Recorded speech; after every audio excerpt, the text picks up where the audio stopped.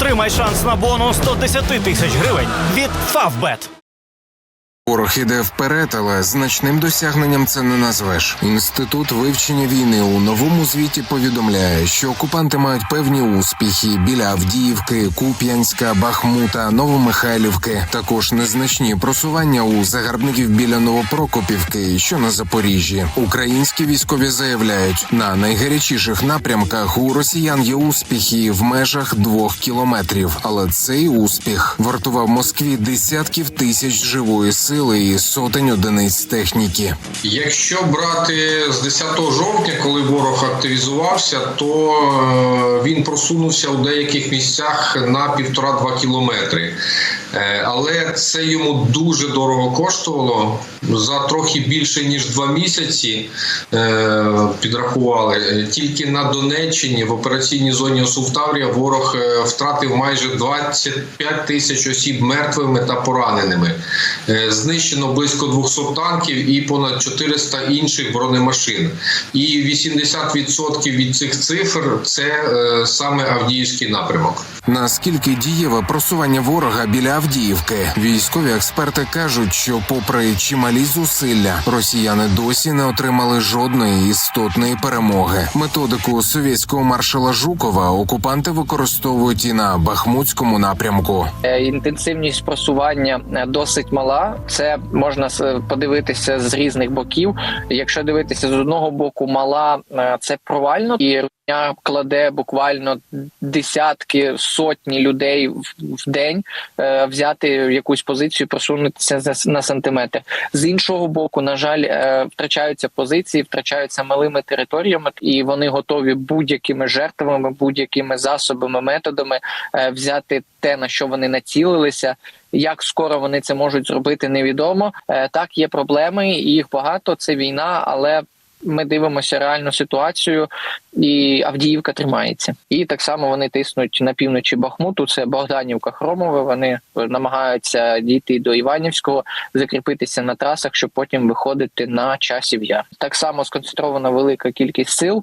Нещодавно ми опублікували відео, як росіяни повний зріст просто йшли в атаку, як колись в старі добрі часи, як то кажуть, оцією совковою тактикою, але їх дуже багато і вони не зупиняються. Досвід 2 років війни доводить. Зупинити ворога можна навіть одним ударом. Особливо, якщо це влучний удар дрона чи крилатої ракети. Російська пропаганда заявляє, о 4:00 ранку 20 грудня ЗСУ завдали повітряної атаки по території Криму. Поцілили дроном пункт управління ФСБ в Алушті. Є поранений окупант. Пошкоджена система зв'язку. Менш як за годину гучно стало і у центрі дальнього космічного зв'язку, що у селищі Вітине Сакського району. Попередньо прилетіли Storm Shadow. Є уражена військова техніка. Можливо, збіг обставин, але за кілька годин по тому ворог поширив у соцмережах світлини та відео українського бобра, якого виявили на пляжі неподалік Севастополя. Росіяни бідкаються, що безпілотник був нетипово навантажений вибухівкою. 30 кілограмів замість звичних 20. Чекаємо докладніших звітів від ворога, а ще краще із яскравим відео прильотів. Пляж Любимовка. Найден вот такой аппарат.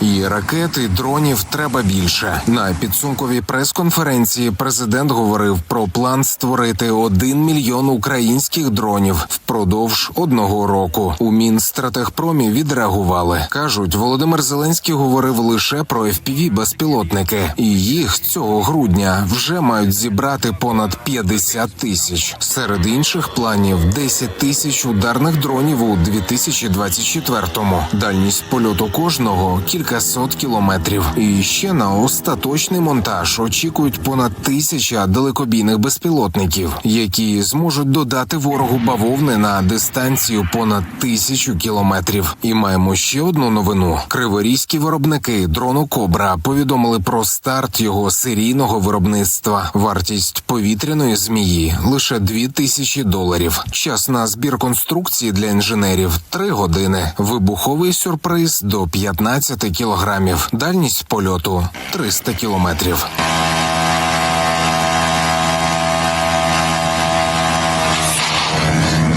Олексій Пасак, 5 канал.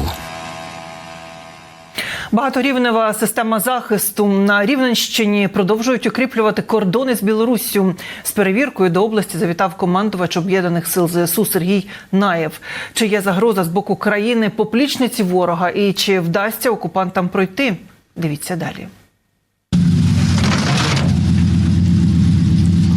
За допомогою прицепного мінного загородження виставляємо міни на ґрунт. Це є механічне виставлення мін на ґрунт. Міна ТМ-62, це підривник до неї МВЧ-62. Він вкручується таким чином сюди, дотягується ключом, але якщо додати більше сили, то можна затягнути рукою. Знімається чека і нажимається кнопка. Іде звук. Бойок з горизонтального положення переходить в вертикальне. Секунд 30 може це проходить, може більше. І він стає в вертикальне положення, тобто в бойове положення. Все. Присипав і вона стоїть, чекає свого товариша. Такий процес. Від 500 до 1000 таких мін військові встановлюють уздовж кордону з Білоруссю на Рівненщині. Робота тут не припиняється ні на день. Поки одні мінують поля, інші натягують захисну сітку ягозу. Це захист від ворожої піхоти. Противник проходить, заплутується, наприклад, в цій ягозі. І зменшується просування. Хлопці наблюдають, дивляться, там вже бачать якийсь рух тут є вже. Нині лінія розмежування на Рівненщині захищена оборонними спорудами та облаштованими керованими та некерованими мінно-вибуховими загородженнями.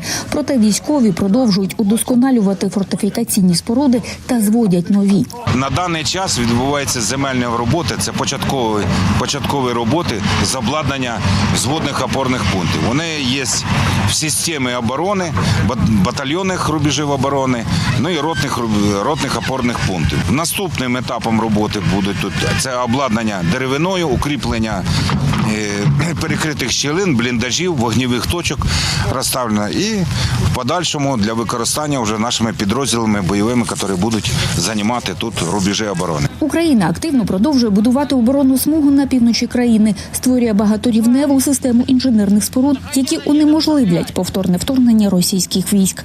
Рівненщина має кордони з Білоруссю протяжністю 200 кілометрів. Громади, які розташовані уздовж межі, допомагають укріплювати її.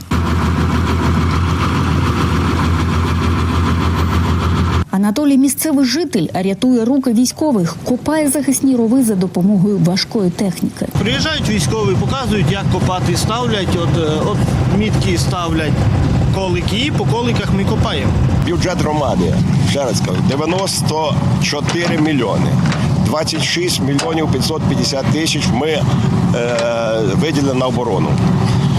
І закупили 20 мавіків і антидронові рушниці, відремонтували техніку, яка,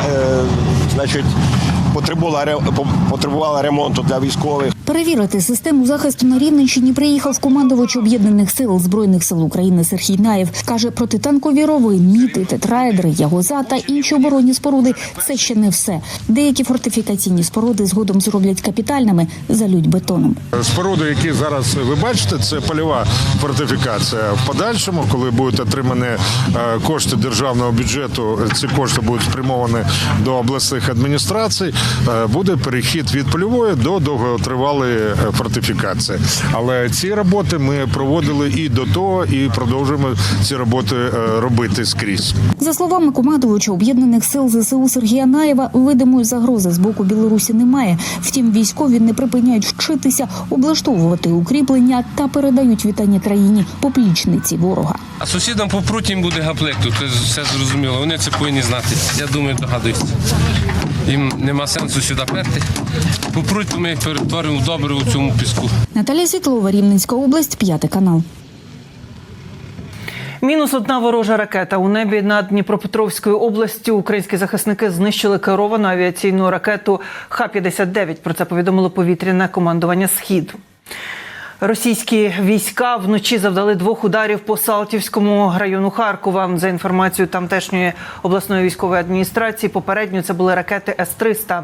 Під обстріл потрапило трамвайне депо. За словами керівництва підприємства, від початку повномасштабного вторгнення депо витримало вже понад 100 ворожих ударів. Укотре пошкоджень зазнала будівля. Підприємство не працює від початку вторгнення, оскільки зруйнована вся інфраструктура. Попередні збитки сягають понад 300 мільйонів гривень. Нині тут зберігається понад 100 одиниць списаної та старої техніки з інших підприємств, пошкодженої протягом Великої війни. Осколкових таких ушкоджень, їх дуже мало на техніці, яка стоїть поряд. Основні ушкодження отримала будівля, вибухова хвиля рознесла просто осколки по території, а техніка, яка стояла там, майже не ушкоджена. Це Салтівське трамвайне депо. Сюди ми просто звезли ту техніку з інших підприємств, яка вже відпрацювала свій ресурс, і ми в стадії вона списання, так скажімо, окремі з них, не всі окремі. І ми просто їх тут зберігаємо.